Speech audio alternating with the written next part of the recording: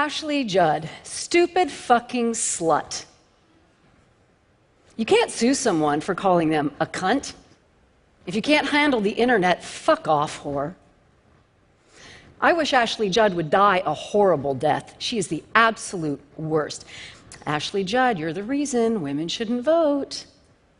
Twisted is such a bad movie, I don't even want to rape it. Whatever you do, don't tell Ashley Judd she'll die alone with a dried out vagina.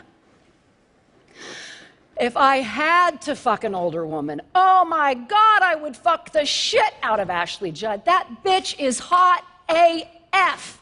The unforgivable shit I would do to her. Online misogyny is a global gender rights tragedy, and it is imperative that it ends.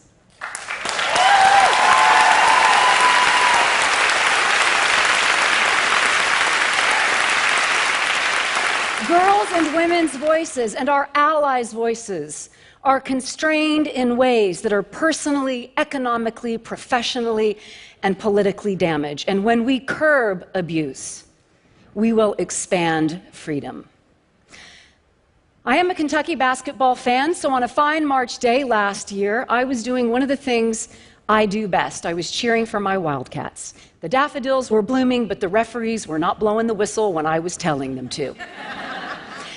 Funny, they're very friendly to me before the opening tip, but they really ignore me during the game. 3 of my players were bleeding, so I did the next best thing. I tweeted.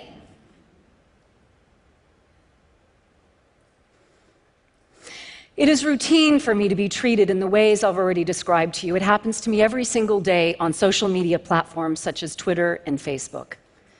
Since I joined Twitter in 2011, misogyny and misogynists have amply demonstrated they will dog my every step. My spirituality, my faith, being a hillbilly, I can say that, you can't, all of it is fair game. And I have responded to this with various strategies. I've tried engaging people. This one guy was sending me hyper-sexual, nasty stuff, and there was a girl in his avatar, and I wrote him back and said, "Is that your daughter? I feel a lot of fear that you may think about and talk to women this way." And he surprised me by saying, "You know what? You're right. I apologize. Sometimes people want to be held accountable." This one guy was musing to I don't know who, that maybe I was the definition of a cunt. I was married to a Scot for 14 years, so I said, cunt means many different things in different countries. But I'm pretty sure you epitomize the global standard of a dick.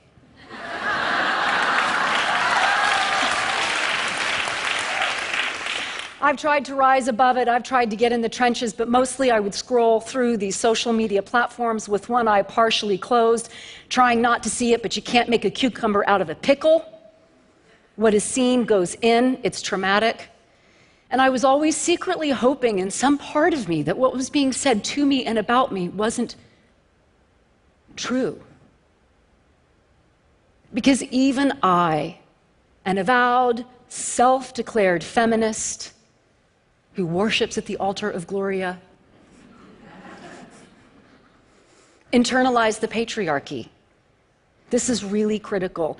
Patriarchy is not boys and men. It is a system in which we all participate, including me. On that particular day, for some reason, that particular tweet after the basketball game triggered something called a cyber mob. This vitriolic, global outpouring of the most heinous hate speech, death threats, rape threats. And don't you know, when I was sitting at home alone in my nightgown, I got a phone call, and it was my beloved former husband, and he said on a voicemail, "Loved one, what is happening to you is not okay." And there was something about him taking a stand for me that night that allowed me to take a stand for myself, and I started to write. I started to write about sharing the fact that I'm a survivor of all forms of sexual abuse, including 3 rapes, and the hate speech I get in response to that. These are just some of the comments posted to news outlets. Being told I'm a snitch is really fun. Oh, Lord Jesus. Thank you, Jesus. May your grace and mercy shine.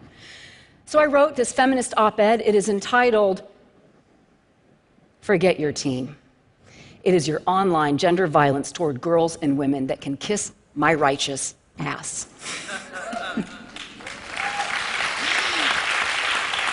And I did that alone, and I published it alone because my chief advisor said, please don't. The reign of retaliatory garbage that is inevitable, I fear for you. But I trust girls, and I trust women, and I trust our allies. It was published, it went viral, it proves that every single day, online misogyny is a phenomenon endured by us all over the world, and when it is intersectional, it is worse. Sexual orientation, gender identity, race, ethnicity, religion, you name it, it amplifies the violence endured by girls and women, and for our younger girls, it is worse. It's clearly traumatizing. Our mental health, our emotional well-being are so gravely affected because the threat of violence is experienced neurobiologically as violence. The cortisol shoots up, the limbic system gets fired, we lose productivity at work. And let's talk about work. Our ability to work is constrained. Online searches of women applying for jobs reveal nude pictures of them, false allegations they have STDs, their addresses indicating that they are available for sex, with real examples of people showing up at this house for said sex. Our ability to go to school is impaired. 96% of all postings of sexual images in our young people, girls, our boys, are 2 to 3 times more likely non-consensually to share images. And I want to say a word about revenge porn. Part of what came out of this tweet was my getting connected with allies and other activists who are fighting for a safe and free internet. We started something called the Speech Project, Curbing Abuse, Expanding Freedom, and that website provides a critical forum because there is no global legal thing to help us figure this out. But we do provide on that website a standardized list of definitions because it's hard to attack a behavior in the right way if we're not all sharing a definition of what that behavior is. And I learned that revenge porn is often dangerously misapplied. It is the non-consensual sharing of an image used tactically to shame and humiliate a girl or woman that attempts to pornography us. Our natural sexuality is, I don't know about yours, pretty gorgeous and wonderful, and my expressing it does not pornography make.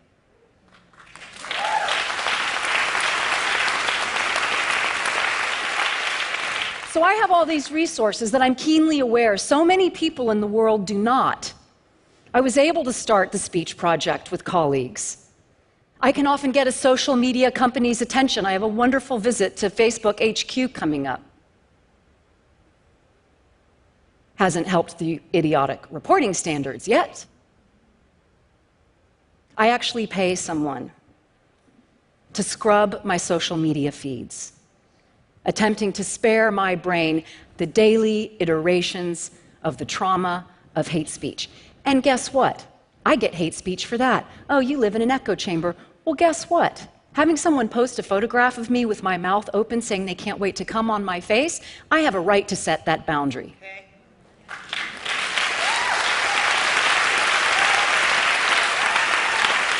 And this distinction between virtual and real is specious because guess what? That actually happened to me once when I was a child, and so that tweet brought up that trauma, and I had to do work on that. But you know what we do? We take all of this hate speech and we disaggregate it and we code it and we give that data so that we understand the intersectionality of it. You know, when I get porn, when it's about political affiliation, when it's about age, when it's about all of it. We're going to win this fight. There are a lot of solutions. Thank goodness. I'm going to offer just a few, and of course, I challenge you to create and contribute your own. Number one, we have to start with digital media literacy, and clearly it must have a gendered lens. Kids, schools, caregivers, parents, it's essential. Two, shall we talk about our friends in tech? Said with dignity and respect, the sexism in your workplaces must end. EDGE, the global standard for gender equality, is the minimum standard. And guess what? Silicon Valley, if L'Oreal in India, in the Philippines, in Brazil, and in Russia can do it, you can too. Enough excuses. Only when women have critical mass in every department at your companies, including building platforms from the ground up, will the conversations about priorities and solutions change. And more love for my friends in tech. Profiteering off misogyny in video games must end. I'm so tired of hearing you talk to me at cocktail parties, like you did a couple weeks ago in Aspen, about how deplorable #Gamergate was, when you're still making billions of dollars off games that maim and dump women for sport. Basta, as the Italians would say. Enough.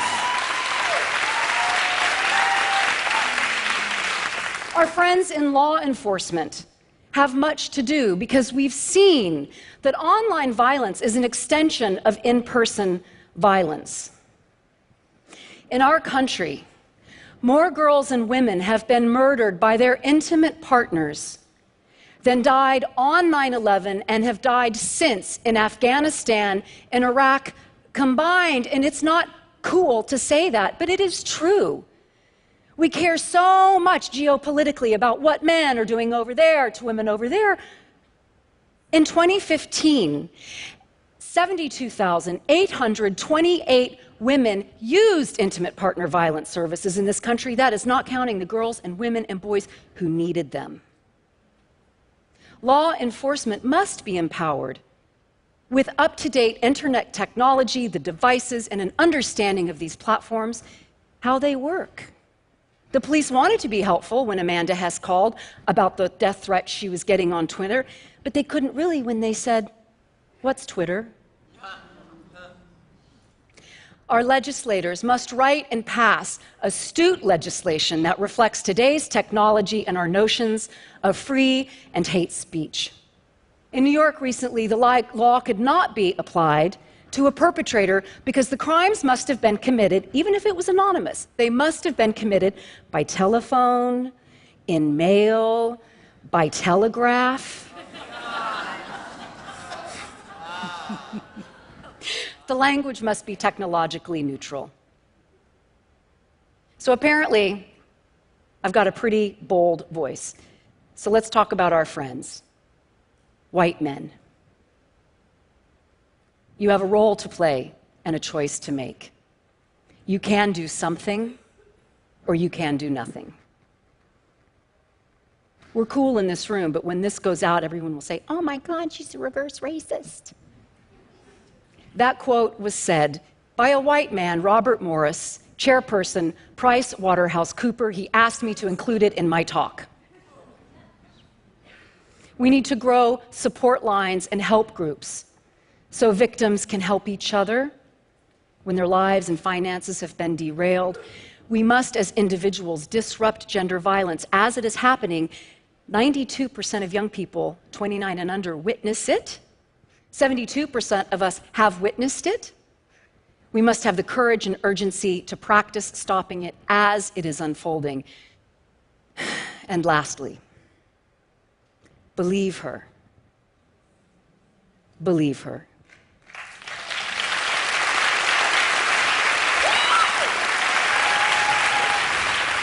This is fundamentally a problem of human interaction. And thus, I believe that human interaction is at the core of our healing. Trauma not transformed will be trauma transferred. Edith Wharton said the end is latent in the beginning, so we are going to end this talk replacing hate speech with love speech. Because I get lonely in this, but I know that we are allies.